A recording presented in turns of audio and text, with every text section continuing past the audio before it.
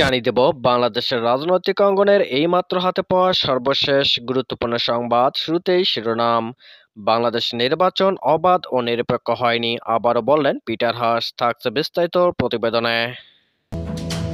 এরপর জানিয়ে দেব বিএনপির মিত্রদের ফের মাঠে নামার প্রস্তুতি। থাকছে বিস্তারিত প্রতিবেদনে।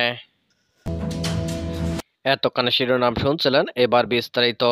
বাংলাদেশের নির্বাচন অবাধ ও নিরপেক্ষ হয়নি বলে মন্তব্য করেছেন ঢাকায় নিযুক্ত মার্কিন রাষ্ট্রদূত পিটার হাস।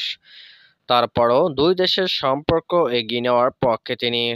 রোববার সচিবালয়ে পরিবেশ, বন ও জলবায়ু পরিবর্তন মন্ত্রী সাবের হোসেন চৌধুরীর সঙ্গে সাক্ষাৎে এসে তিনি এ কথা বলেন। পরে মন্ত্রী সাংবাদিকদের এই তথ্য জানান। নির্বাচন নিয়ে কি কথা হয়েছে জানতে চাইলে পরিবেশ মন্ত্রী বলেন, নির্বাচন নিয়ে নির্ধারিতভাবে কিছু হয়নি, শুধু এটা স্টেটমেন্ট। উনি যেটা বলেছে যে আমার মনে হয়, আমরা মনে করি বাংলাদেশের নির্বাচন অবাধ ও নিরপেক্ষ হয়নি।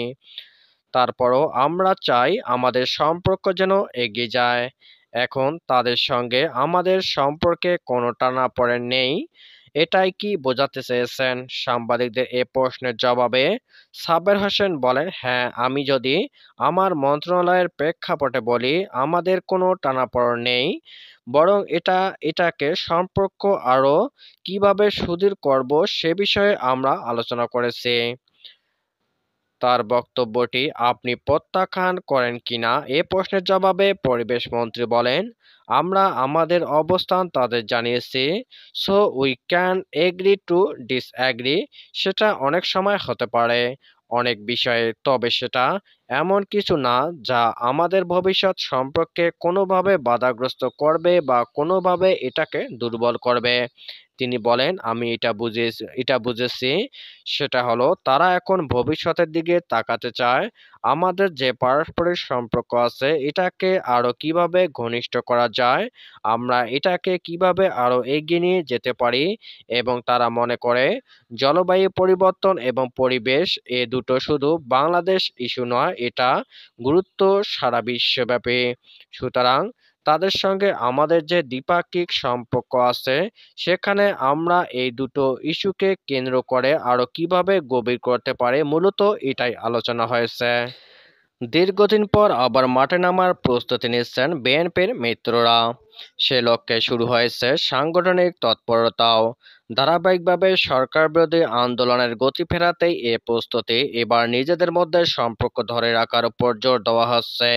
এই জন্য ইস্যুভিত্তিক কর্মসূচির পাশাপাশি অভ্যন্তরীণ শক্তি বাড়াতেও কর্মসূচি দেওয়ার উদ্যোগ নেওয়া হচ্ছে। রাজধানী সহ মহানগর ও জেলা পর্যায়ে মন্ত্রিসভার পাশাপাশি নিষ্ক্রিয় নেতাদের সক্রিয় করার পরিকল্পনাও রয়েছে। সে ধারাবাহিকতায় আবারও রাজনীতিতে ফিরতে যাচ্ছেন ডক্টর রেজা কিবরিয়া। দলগুলোর বিভিন্ন সূত্র থেকে এই তথ্য পাওয়া গেছে।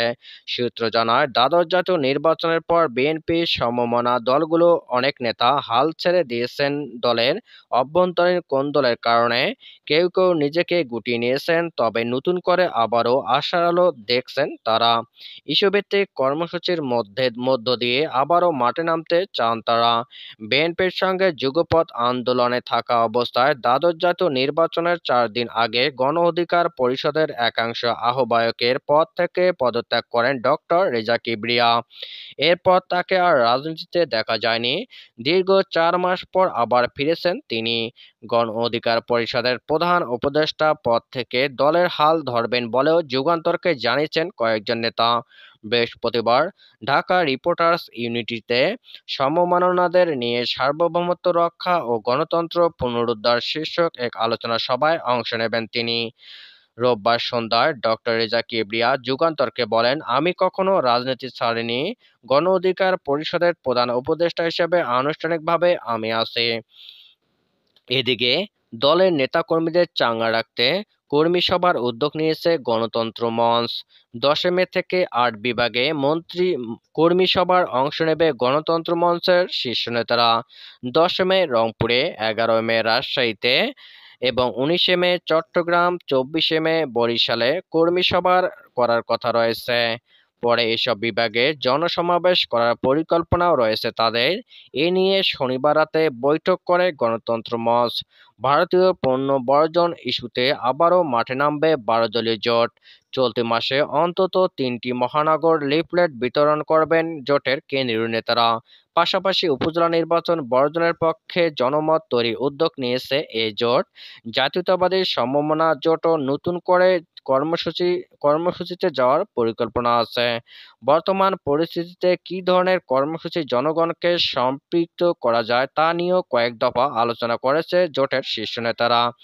এছাড়া জোরালোভাবে ইস্যুভিত্তিক কর্মসূচি পালনের পাশাপাশি বিশ্ববিদ্যালয়গুলোতে ছাত্রদের অধিকার নিয়ে কাজ করছে নুরুল হক নূর নেতৃত্বাধীন গণ অধিকার পরিষদ। সরকার বিরোধী আন্দোলনকে ত্বরান্বিত করতে সভা, সেমিনার, মানববন্ধন ও বিক্ষোভ কর্মসূচির উদ্যোগ নিয়েছে আমার বাংলাদেশ পার্টি এবি পার্টি। এছাড়া অন্য দলগুলো সাংগঠনিক কর্মকাণ্ড সাজাচ্ছে। গণতন্ত্র মঞ্চের অন্যতম নেতা ও বিপ্লবী ওয়ার্কার্স পার্টির সাধারণ সম্পাদক সাইফুল হক বলেন, 10 মে বিভাগীয় প্রতিনিধি সভা শুরু হবে। প্রথমে রংপুরে, 11 মে রাজশাহীতে, এরপর আরও 6টি বিভাগে ধারাবাহিকভাবে প্রতিনিধি সভা হবে। দিনক্ষণ নির্ধারণ করা আছে। এসব সভা থেকে আমরা আন্দোলনের প্রস্তুতি নেওয়ার কথা বলবো। বিভাগীয় পর্যায়ে গণতন্ত্র মঞ্চের সম্পর্কটাকে আরও বাড়িয়ে তুলতে কাজ করব। কার্যক্রম জোরদার করা। এছাড়া বিভাগীয় প্রতিনিধি সভার মধ্য দিয়ে প্রতিটা বিভাগ ও জেলা পর্যায়ে জনসভা কিংবা সমাবেশ করার উদ্যোগ নেওয়া হবে।